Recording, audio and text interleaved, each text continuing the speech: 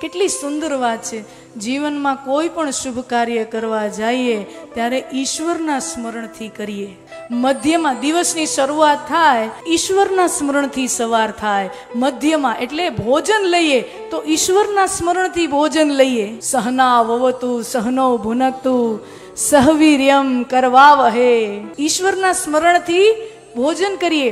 આપણે ત્યાં એમ કહેવાય, આપણે તો મોટા મોટા ભંડારા ગરમ ઘરે તો હવે કોઈ હરિહર કરતા પહેલા માણો થાળી આવી નથી ને માણસ ઝપટો કર્યો નથી, પણ આવા અન્ય ક્ષેત્રોમાં ભંડારા હોય તો ભગવાનના નામથી ભોજન શરૂઆત થાય. બ્રહ્માર્પણ કરીને ભોજન થાય. આપણે ત્યાં એવું કહેવાય છે, he is an unseen guest at your every meal.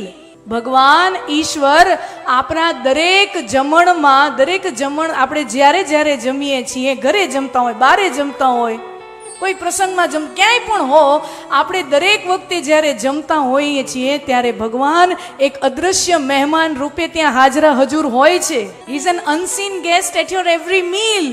ભગવાન એક અદ્રશ્ય મહેમાન સ્વરૂપે આપણા દરેક જમણ વખતે હાજરા હજુર હોય છે. તો જમણ વખતે અને રાત્રે સૂતી વખતે ક્ષમા યાચના કે કાંઈ પણ આ દિવસમાં આટલા અપરાધ થયા હે ઈશ્વર, આ અપરાધની ક્ષમા યાચના. એમ ઉઠતી વખતે, જમતી વખતે, સૂતી વખતે